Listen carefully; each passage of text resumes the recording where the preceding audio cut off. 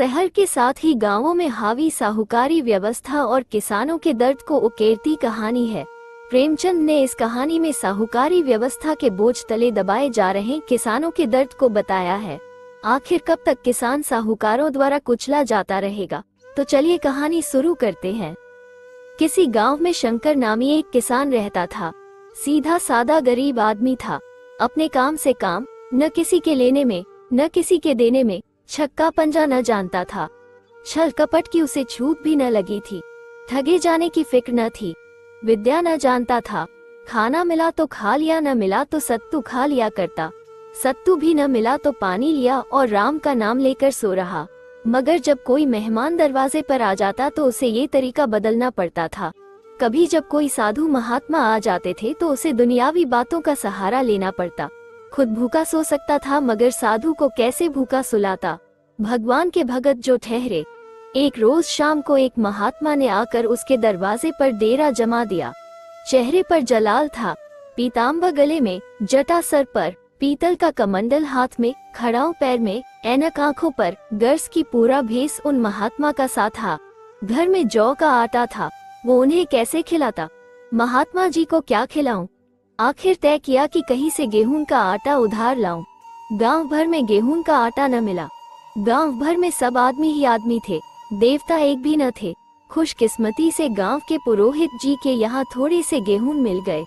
उनसे 1.25 सेर गेहूं उधार लिए और बीवी से कहा कि पीस दे। महात्मा ने खाया, लंबी तान कर सोए और सुबह आशीर्वाद देकर अपना रास्ता लिया। पुरोहित जी साल में 2 बार खलियानी लिया करते थे। शंकर ने दिल में कहा कि 1.25 सेर गेहूं क्या लौटाऊं, पंसेरी के बदले कुछ ज्यादा खलियानी दे दूंगा। वो भी समझ जाएंगे, मैं भी समझ जाऊंगा। चैत में जब वो पुरोहित जी पहुंचे तो उन्हें 1.5 पंसेरी के करीब गेहूं दे दिए और अपने को सुबुक दोष समझकर इसका कोई तज़किरा न किया। पुरोहित जी ने भी फिर कभी न मांगा। सीधे साधे शंकर को क्या मालूम कि ये 1.25 सेर गेहूं चुकाने के लिए मुझे दोबारा जन्म लेना पड़ेगा। 7 साल गुजर गए। पुरोहित जी ब्राह्मण से महाजन हुए। शंकर किसान से मजदूर हो गया। उसका छोटा भाई मंगल उससे अलग हो गया था।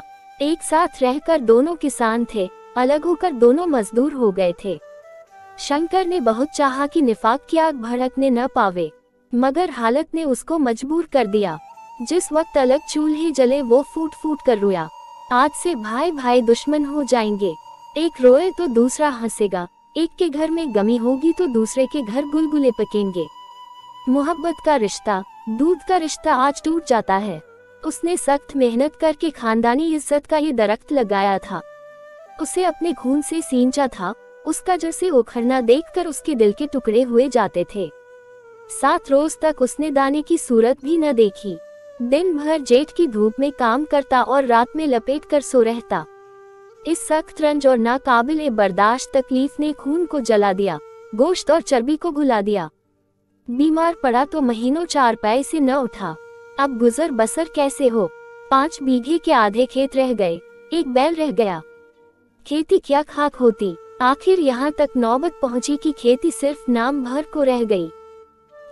7 साल गुजर गए। एक दिन शंकर मजदूरी करके लौटा तो रास्ते में पुरोहित जी ने टोक कर कहा, शंकर कल आके अपने बीज बैंक का हिसाब कर ले। तेरे यहाँ 5.5 मन गेहूं कब से बाकी पड़े हैं और तू देने का नाम नहीं लेता। क्या हस्म करने का इरादा है? शंकर ने तजुब से कहा, मैंने तुमसे कब गेहूं लिए थे कि 5.5 मन हो गए? तुम भूलते हो, मेरे यहाँ न किसी छटाक भर अनाज है, न एक पैसा उधार। पुरोहित, इसी नियत का तो ये फल भोग रहे हो, खाने को नहीं जुड़ता।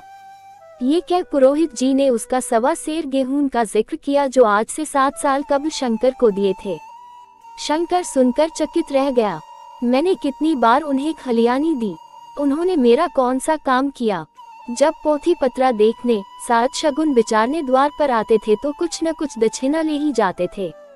इतना स्वार्थ! 1.25 सेर अनाज को लेकर अंडे की तरह ये भूत खड़ा कर दिया जो मुझे निगल ही जाएगा। इतने दिनों में एक बार भी कह देते तो गेहूं दे ही देता। क्या इसी नियत से चुप बैठे रहे? बोला, महाराज नाम लेकर तो मैंने इतना अनाज नहीं दिया, मगर कई बार खलियानी में सेर 2 सेर दे दिया है। अब आप आज 5.5 मन मांगते हो, मैं कहाँ से दूंगा?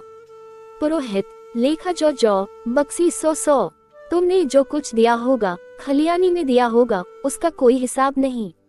चाहे 1 की जगह 4 पंसेरी दे, तुम्हारे नाम ही में 5.5 मन लिखा हुआ, जिससे चाहे हिसाब लगवा लो। दे दो तो तुम्हारा नाम जी काट दूं, नहीं तो और बढ़ता रहेगा। शंकर, पांडे, क्यों एक गरीब को सताते हो? मेरे खाने का ठिकाना नहीं, इतना गेहूं किसके घर से दूंगा? पुरोहित, जिसके घर से चाहे लाओ, मैं छटाक भर भी न छोड़ूंगा। यहाँ न दोगे, भगवान के घर तो दोगे। शंकर कांप उठा। हम पढ़े लिखे लोग होते तो कह देते, अच्छी बात है, ईश्वर के घर ही देंगे। वहाँ की तूल यहाँ से कुछ बड़ी तो न होगी, कम से कम इसका कोई सबूत हमारे पास नहीं। फिर उसकी क्या फिक्र? मगर शंकर इतना अक्लमंद, इतना चालाक न था। एक तो कर्ज, वो भी ब्राह्मण का, बही में नाम रहेगा तो सीधे नरक में जाऊंगा। इस ख्याल से ही उसके रोंगटे खड़े हो गए। बोला, महाराज तुम्हारा जितना होगा यही दूंगा, ईश्वर के यहाँ क्यों दूं? इस जन्म में तो ठोकर खा ही रहा हूँ, उस जन्म के लिए क्यों कांटे बोऊं? मगर ये कोई न्याय नहीं है। तुमने राय का पर्वत बना दिया। ब्राह्मण हो कि तुम्हें ऐसा नहीं करना चाहिए था। उसी घड़ी तकाजा करके लिया होता तो आज मेरे ऊपर बड़ा बोझ क्यों पड़ता? मैं तो दे दूंगा, लेकिन तुम्हें भगवान के यहाँ जवाब देना पड़ेगा। पुरोहित, वहाँ का डर तुम्हें होगा, मुझे क्यों होने लगा? वहाँ तो सब अपने ही भाई बंद हैं, ऋषि मुनि सब तो ब्राह्मण ही हैं। कुछ बने बिगड़ेगी, संभाल लेंगे। तो कब देते हो? शंकर, मेरे पास धरा तो है नहीं, किसी से मांग जांच कर लाऊंगा तभी दूंगा। पुरोहित, मैं ये न मानूंगा। 7 साल हो गए, अब एक का भी मुलाहिजा न करूंगा। गेहूं नहीं दे सकते तो दस्तावेज लिख दो। शंकर, मुझे तो देना है, चाहे गेहूं ले लो, चाहे दस्तावेज लिखवाओ। किस हिसाब से दाम रखोगे? पुरोहित, जब दे ही रहे हो तो बाजार भाव काटूंगा, पाव भर छुड़ा कर क्यों बुरा बनूं? हिसाब लगाया गया तो गेहूं की कीमत 60 रुपया बनी। 60 का दस्तावेज लिखा गया, 3 रुपये सैकड़ा सूद। साल भर में न देने पर सूद की शरह 3.5 रुपये सैकड़ा। 8 आने का स्टैंप, 1 रुपया दस्तावेज की तहरीर शंकर को उलाहिदा देनी पड़ी। सारे गांव ने पुरोहित जी की मजम्मत की, मगर सामने नहीं। महाजन से सभी को काम पड़ता है, उसके मुंह कौन लगे? शंकर ने साल भर तक सख्त रियाजत की मियाद से कब उसने रुपया अदा करने का बरत सा कर लिया। दोपहर को पहले भी चूल्हा न जलता था, सिर्फ सत्तू पर बसर होती थी। अब वो भी बंद हुआ, सिर्फ लड़के के लिए रात को रोटियां रख दी जाती। 1 पैसे की तंबाकू रोज पी जाता था, यही एक लत थी जिसे वो कभी न छोड़ सका था। अब वो भी इस कठिन बरत की भेंट हो गई। उसने चिलम पटक दी, हुक्का तोड़ दिया और तंबाकू की हांडी चूर चूर कर डाली। कपड़े पहले भी तर्क की इंतहाई हद तक पहुंच चुके थे, अब वो बारीक तरीन कुदरती कपड़ों में मुंसलिक हो गए। मांग की हड्डियों तक में सरायत कर जाने वाली सर्दी को उसने आग के सहारे काट दिया। इस अटल इरादे का नतीजा उम्मीद से बढ़कर निकला। साल के आखिर तक उसके पास 60 रुपया जमा हो गए। उसने समझा कि पंडित जी को इतने रुपए दे दूंगा और कहूंगा, महाराज बाकी रुपए भी जल्दी आपके सामने हाजिर कर दूंगा। शंकर ने सारा गांव छान मारा, मगर किसी ने रुपए न दिए। इसलिए नहीं कि उसका एतबार न था या किसी के पास रुपए न थे, बल्कि पंडित जी के शिकार को छेड़ने की किसी में हिम्मत न थी। अमल के बाद रद्द अमल का कुदरती कायदा है। शंकर साल भर तक तपस्या करने पर भी जब कर्ज बेबाक करने में कामयाब न हुआ तो उसकी एहतियात मायूसी की शक्ल में तब्दील हो गई। उसने समझ लिया कि जब इतनी तकलीफ उठाने पर साल भर में 60 रुपए से ज्यादा न जमा कर सका तो अब कौन सा उपाय है जिससे उसके दूने रुपए जमा हों। जब सर पर कर्ज का बोझ ही लगना है तो क्या मन भर और क्या सवा मन का। उसकी हिम्मत पस्त हो गई, मेहनत से नफरत हो गई। उम्मीद ही हौसला की पैदा करने वाली है। उम्मीद में रौनक है, ताकत है, जिंदगी है। उम्मीद ही दुनिया की मुतहर्रिक करने वाली कुव्वत है। शंकर मायूस होकर बेपरवाह हो गया। वो जरूरतें जिनको उसने साल भर तक टाल रखा था, अब दरवाजे पर खड़ी होने वाली भिखारने न थी, बल्कि सर पर सवार होने वाली चुड़ैलें थी, जो अपना चढ़ावा लिए बगैर जान ही नहीं छोड़ती। कपड़ों में पैबंद लगने की भी एक हद होती है। अब शंकर को हिसाब मिलता तो रुपये जमा न करता, कभी कपड़े लाता और कभी खाने की कोई चीज। जहाँ पहले तंबाकू पिया करता था, वहाँ अब गांजा और चरस का चस्का भी लगा। उसे अब रुपये अदा करने की कोई फिक्र न थी, गोया उस पर किसी का एक पैसा भी न था।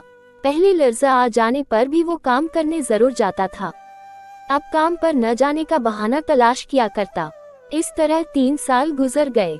पंडित जी महाराज ने एक बार भी तकाजा न किया। वो होशियार शिकारी की तरह तीर बहदफ निशाना लगाना चाहते थे। पहले से शिकार को भड़का देना उनके शेवे के खिलाफ था। एक रोज पंडित जी ने शंकर को बुलाया, हिसाब दिखाया। 60 रुपये जमा थे। वो मिन्हा करने पर भी अब शंकर के जिम्मे 120 रुपये निकले। इतने रुपये तो उसी जन्म में दूंगा। इस जन्म में नहीं हो सकता पंडित, मैं इसी जन्म में लूंगा। असल न सही सूद तो देना ही पड़ेगा। शंकर, एक बैल है वो ले लीजिए, एक झोंपड़ी है वो ले लीजिए, और मेरे पास रखा क्या है? पंडित, मुझे बैल बधिया लेकर क्या करना है? मुझे देने को तुम्हारे पास बहुत कुछ है। शंकर, और क्या है महाराज? पंडित, कुछ नहीं है, तुम तो हो, आखिर तुम भी कहीं मजदूरी करने ही जाते हो। मुझे भी खेती करने के लिए एक मजदूर रखना ही पड़ता है। सूद में तुम हमारे यहाँ काम किया करो, जब सुविधा हो अस भी दे देना। सच तो ये है कि अब तुम दूसरी जगह काम करने के लिए जा नहीं सकते। जब तक मेरे रुपये न चुका दो, तुम्हारे पास कोई जायदाद नहीं है। इतनी बड़ी गठरी मैं किस एतबार पर छोड़ दूं? कौन इसका जिम्मा लेगा? तुम मुझे महीने महीने सूद दिए जाओगे, और कहीं कमा कर जब तुम मुझे सूद भी नहीं दे सकते तो असली की कौन कहे? शंकर, महाराज, सूद में तो काम करूंगा और खाऊंगा क्या? पंडित, तुम्हारी घर वाली है, लड़के हैं, क्या वो हाथ पैर कटा बैठेगे? तुम्हें आज से जो रोज चरबन के लिए दे दिया करूंगा। ओढ़ने के लिए साल में कंबल पा जाओगे। एक सलूका भी बनवा दिया करूंगा, और क्या चाहिए? ये सच है कि और लोग तुम्हें 6 आने रोज देते हैं, लेकिन मुझे ऐसी गर्ज नहीं है। मैं तो तुम्हें अपने रुपये भराने के लिए रखता हूँ। शंकर ने कुछ देर तक गहरे सोच में पड़े रहने के बाद कहा, महाराज, ये तो जन्म भर की गुलामी हुई। पंडित, गुलामी समझो चाहे मजूरी समझो, मैं अपने रुपये भराए बिना तुम्हें न छोड़ूंगा। तुम भागोगे तो तुम्हारा लड़का, हाँ जब कोई न रहेगा तब की बात दूसरी है। इस फैसले की कहीं अपील न थी। मजदूर की जमानत कौन करता? कहीं पनाह न थी, भाग कर कहाँ जाता? दूसरे रोज से उसने पंडित जी के यहाँ काम करना शुरू कर दिया। 1.25 सेर गेहूं की बदौलत उम्र भर के लिए गुलामी की बेड़ियां पांव में डालनी पड़ी। उस बदनसीब को अब अगर किसी ख्याल से तस्कीन होती थी तो इसी से कि ये सब मेरे पिछले जन्म का भोग है। औरत को वो काम करने पड़े थे जो उसने कभी न किए थे। बच्चे दाने दाने को तरसते थे, लेकिन शंकर चुप देखने के सिवा और कुछ न कर सकता था। वो गेहूं के दाने किसी देवता बुद्ध की तरह तमाम उम्र उसके सर से न उतरे।